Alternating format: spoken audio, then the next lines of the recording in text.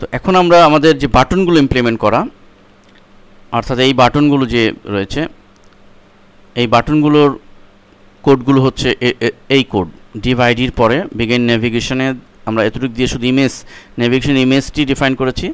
ইমেজের মধ্যে যে বাটনগুলো আছে সেগুলোর জন্য আমরা বিভিন্ন ক্লাস ডিফাইন করেছি। এখানে দেখুন এই ক্লাসগুলো, এবং এখানে হোম, সার্ভিস, পোর্টফোলিও, এবং এটি আমরা কপি করে শুধু এই অংশটুকু কপি করছি,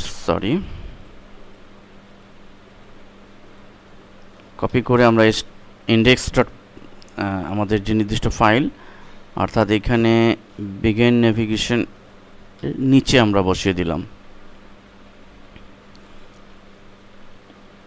অর্থাৎ একটি ক্লাস ঘোষণা করছি নেভ মেনু নামে। নেভ মেনু নামে একটা ক্লাস এখানে করে এখন এখানে আমরা বাটনগুলো দিয়েছি। এখন যদি আমরা, এবং এই পর্যায়ে এসে আমরা কিন্তু দেখুন ইন্ট নেভিগেশন ডিভাইডের স্ল্যাশ দিয়ে আমরা ইন্ট করেছি, অর্থাৎ নেভিগেশনটি শুরু হয়েছিল এটি দিয়ে, আমরা এটি দেওয়ার পরে আমরা ইন্ট করেছি। সেভ দিচ্ছি আমি। আমরা যদি এই অবস্থায় একটু প্রিভিউ করি তাহলে দেখুন আমাদের মেনুগুলো দেখাচ্ছে এরকম, কিন্তু আমাদের প্রজেক্টটি ছিল কিন্তু এরকম ডান দিকে, এবং এটির হোভার কমান্ড ইউজ করা হয়েছে। তাহলে আসুন এটি আমরা আমাদের স্টাইল সিএসএসে কিছু কোড জেনারেট করতে হবে।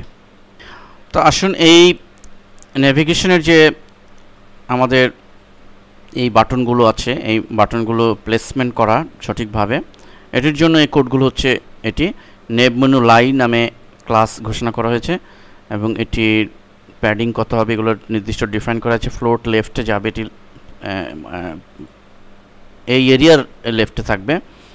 এরপরে প্যাডিং 22x এটি দেওয়া হয়েছে। এরপর আরেকটি ক্লাস ঘোষণা হচ্ছে নেভ মেনু এ নামে। এটির মূলত কাজ হচ্ছে এখানে এই যে ফন্টগুলো আছে, এই ফন্টগুলোর যে ফরম্যাটিং, অর্থাৎ এটির ফন্ট, কালার ইত্যাদি এখানে ডিফাইন করা। অর্থাৎ প্রথম লাই যেটি নেভ মেনু লাই মানে যে ক্লাস ঘোষণা করা হয়েছে সেটি হচ্ছে মূলত এই পুরো নেভিগেশনের এই বাটনগুলোর যে টোটাল এরিয়াটার যে ফরম্যাটিং, বা এটি কোথায় প্লেসমেন্ট হবে, কতটুকু লেফটে থাকবে, রাইটে থাকবে, এই বা এটার গ্যাপ কতটুকু থাকবে, এটির জন্য হচ্ছে এই কোডটুকুন। আর এই ফন্টের যে ফরম্যাটিং, কালার ইত্যাদি, সাইজ, এটির জন্য মূলত হচ্ছে এটি। আপনারা লক্ষ্য করুন নেভ মেনু দিয়ে সাইজ 12px, এটি যদি আমরা বড় করে দিই তাহলে আমাদের কিন্তু এই ফন্টের সাইজ বড় হয়ে যাবে। ডেকোরেশন না, ফন্ট ফ্যামিলি এরিয়াল আছে, আমরা যদি এরিয়াল ব্ল্যাক দিই তাহলে আমাদের এই ফন্টগুলো এরিয়াল ব্ল্যাক হয়ে যাবে ইত্যাদি। বোল্ড দিয়েছি এই জন্য বোল্ড হয়েছে। তো আসুন এই কমান্ডটি আমরা ঠিক নেভিগেশনের স্টাইল সিএসএসের নেভিগেশন যে আমরা করেছিলাম যে মেনুটির জন্য, নিচে আমরা এই ক্লাসগুলো কপি করে পেস্ট করে দিব। নেভিগেশন, অর্থাৎ এই নেভিগেশনের এটি হচ্ছে মূলত এই ইমেজের জন্য, অর্থাৎ এই যে নেভিগেশনের যে ইমেজটি রয়েছে হলুদ রঙের, এটির জন্য। আর লাইন নামে যে ক্লাস ঘোষণা করেছে এটি হচ্ছে আমাদের এই নেভিগেশনটির ফরম্যাটিং কেমন হবে। ফরম্যাটিং মিন্স এই এরিয়াটার কতটুকু প্যাডিং, কতটুকু হবে এটি। আর থার্ড হচ্ছে নিচের যে কোডটু নেভ মেনু এ নামে রয়েছে, এটি হচ্ছে মূলত এই ফন্টগুলোর বিহেভিয়ার, ফন্টের সাইজ ইত্যাদির জন্য। তো এই অবস্থায় আমি সেভ করছি, ফাইলটিকে সেভ করছি, এবং ইন্ডেক্সে আমাদের আর কিছু এখানে আর কিছুই করণীয় নেই। আমরা যদি এই অবস্থা একটু প্রিভিউ করি দেখি আমরা, তো লক্ষ্য করুন আমরা কিন্তু আগের মতো অবস্থা নাই, আমাদের মেনুগুলো অ্যাড হয়েছে এখানে। যদিও আমরা এখনও হোভার ইফেক্ট দেইনি, অর্থাৎ মাউস নিয়ে গেলে এটির কালার যে চেঞ্জ হবে বা এই বাটনগুলোর বিহেভিয়ার কী হবে সেটি আমরা কোডিং এখনও করিনি, ওটি আমরা এখন করব। কিন্তু এখানে একটি বিষয় আমরা ফিক্স করতে পারি। দেখুন এই মেনুটা কিন্তু এই আরেকটু মিডিলে হলে ভালো হতো, তো আরেকটু উপরে হলে ভালো হতো। তো এই জিনিসটা আমরা এখন ফিক্স করতে পারি। আমরা স্টাইল সিএসএসে কোডে চলে যাই। আমরা মনে আছে নেভ মেনু লাইন নামে যে ক্লাসটা আমরা ডিফাইন করেছিলাম, সেখানে প্যাডিং টপে 22px আছে। এটি যদি আমরা একটু কমিয়ে দিই, অর্থাৎ আমরা এখানে 17px দিলাম, একটু কমিয়ে দিলাম, তাহলে আমরা যদি একটু রিলোড দিই লক্ষ্য উপরে চলে গেছে। অর্থাৎ আমরা আমাদের এই কোডটুকু এখানে নেভ মেনুর যে কোডটুকু আছে এটির মাধ্যমে আমরা আমাদের এই মেনুর প্লেসমেন্টটিকে সঠিকভাবে ডিফাইন করতে পারবো। এবার আসুন আমরা আমাদের